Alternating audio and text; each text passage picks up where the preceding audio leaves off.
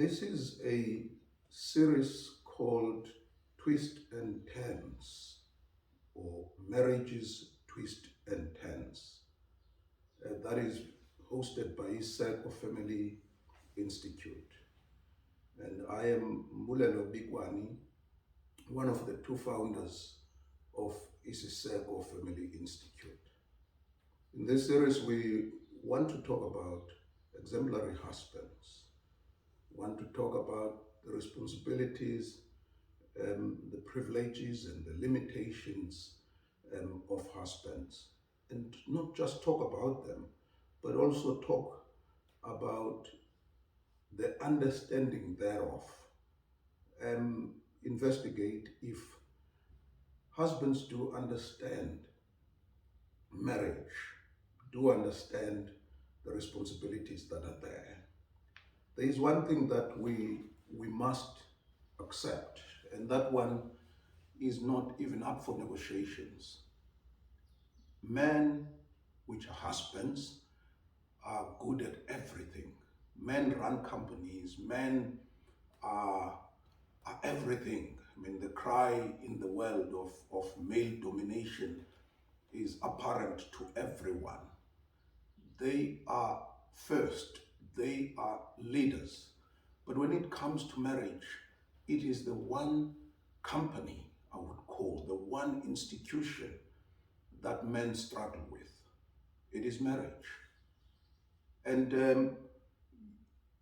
unless we start to accept as men that marriage is an institution, and it is a fine institution if you are ready for an institution. I know people make a joke about that those who want to be imprisoned, those who want to lose their freedom must get married. And the pain about that joke, is that some of us get involved in it, and without realizing the consequences, without realizing what it does to marriage and the whole institution of marriage. I do want to say that husbands need to start to look at marriage. And I really think as we look at marriage, we need to observe certain things. And I want to just go through some of those things that I think as husbands we need to observe. The first thing that we need to observe is that commitment in marriage is more important than love. Commitment is more important than love. Hence, when you get married, at the time of your wedding, you are introduced to a different situation that you are going to face. Before marriage, your love was actually sustaining your relationship. When you get married, it is your marriage that is going to sustain your love. Hence, commitment to your marriage will sustain your love. It is commitment that comes first in marriage, as opposed to love that comes first before marriage. And if men can really deal with this, they will understand why Paul took the whole chapter in 1 Corinthians 13 writing about love. And to show that commitment, if you read somewhere there, verses 7, 8, 9, I think, you will realize that Paul says, love, this is now commitment love. Love believes all. And that's the love you have to have in marriage. It's a love that believes all. It is this kind of love that endures all, as Paul says. And this love does not just endure all, it hopes all. That is the love that is a marriage love, which comes and can only come from commitment. So we need to understand as men that commitment is more important than love. And the second thing that I also want to just quickly deal with is being right, the need to be right. Being right has been overrated in marriage. People's marriages come to a standstill because one wants to be proven right. And without really putting this on the shoulders of man, and my interaction with many couples, it has been men who want to be proven right. And if they are not proven right, they are not prepared to move to the next issue or deal with the next issues within their marriage. So you need to be careful of the need to be right. The need to be right can cost your marriage, because it is the need to be right that creates conflicts in marriage, and it makes sure that you never go forward to resolve those conflicts. The third issue that I really want us to think about as men, as we dabble in this area of being exemplary husbands, I think we need to accept that change in marriage is part of a healthy marriage.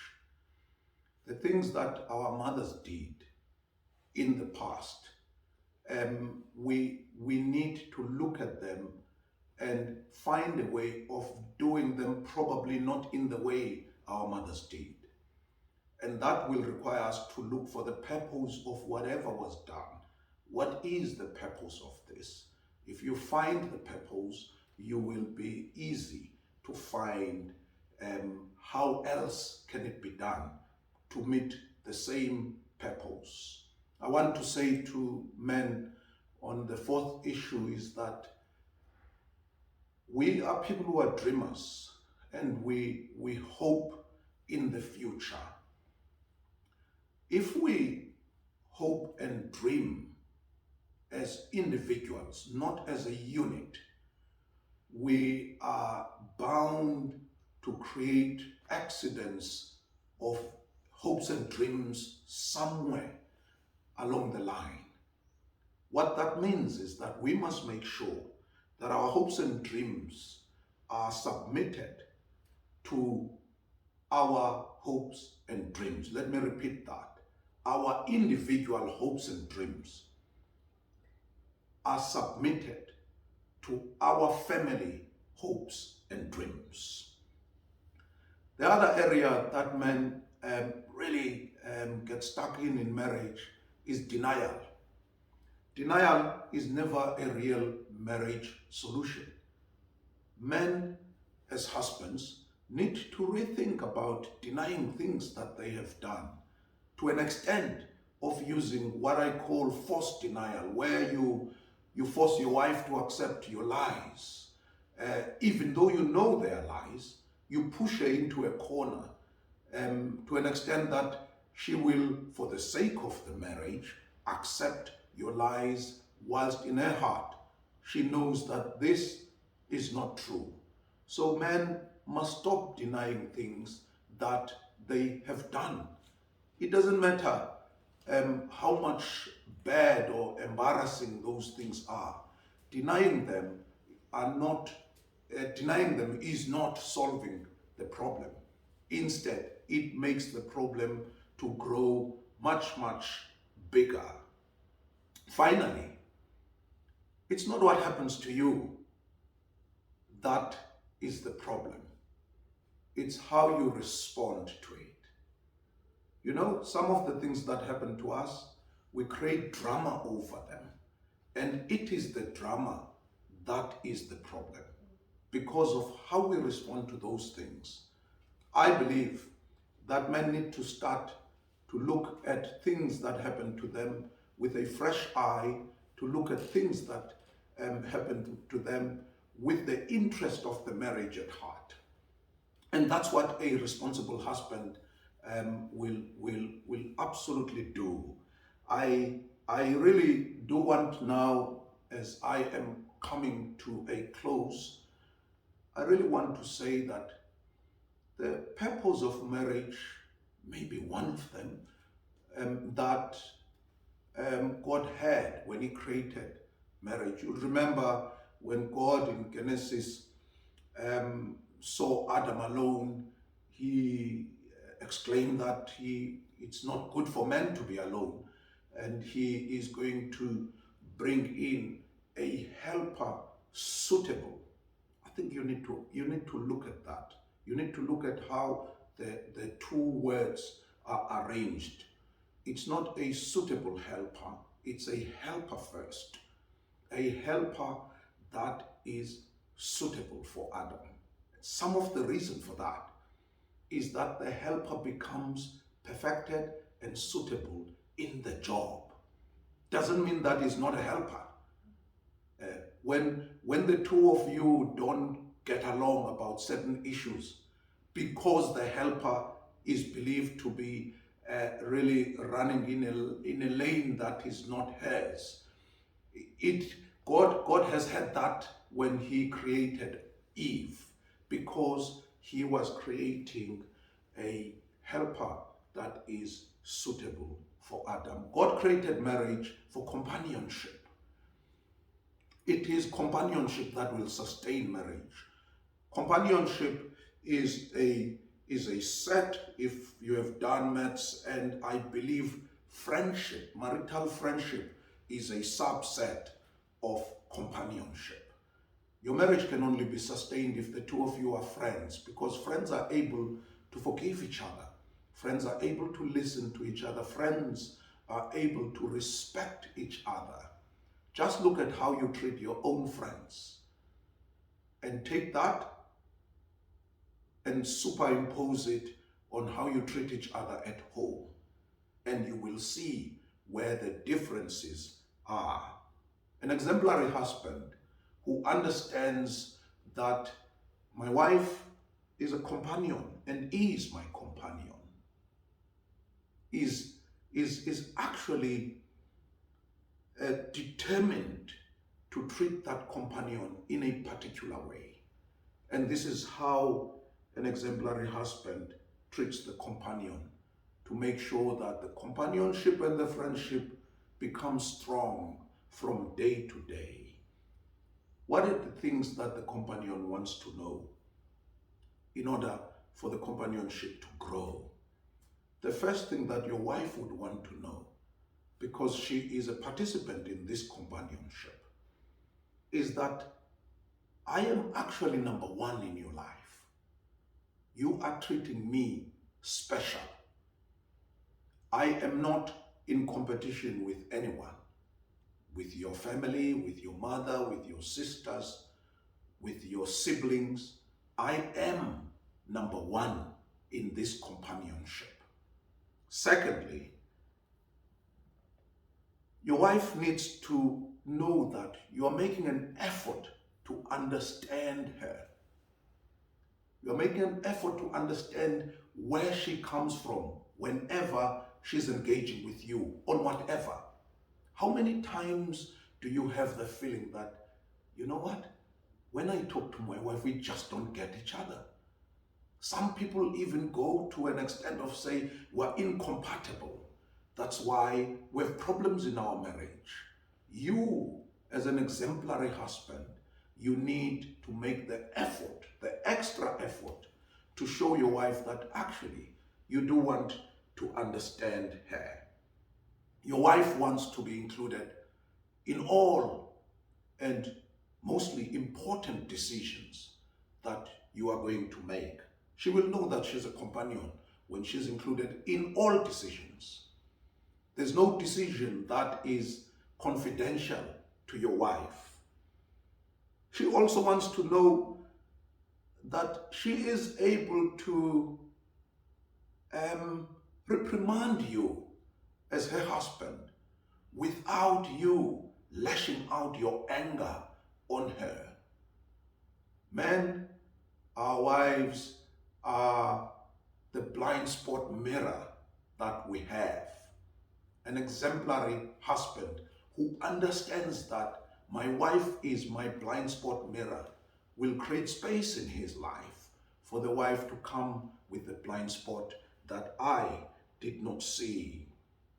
Your wife wants to hear and see how much you love her. Love is a verb. Love is not something that you just tell. Love is an action word. Show the love in action. Show the love in action. Your wife needs to know that she can depend on you against all her enemies, including your family. A responsible husband will make sure that the wife gets to that point of saying, in the whole world, this is the man I rely on. This is the man I trust in the whole world, because I can rely on him against all my enemies. Finally, give your wife comfort as an exemplary husband, that you will never leave her and you will never forsake her. You will always be there. Come rain or sunshine, you will be there. You will not turn against your own vows, that in sickness and in health, in all the vows that you exchanged. I like the one where it says, from this day forward.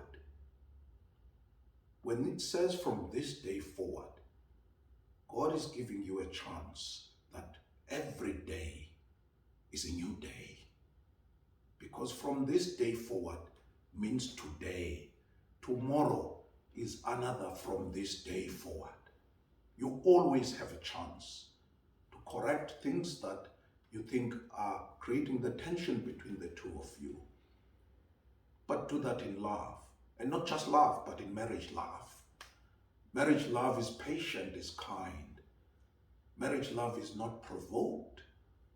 Marriage love does not really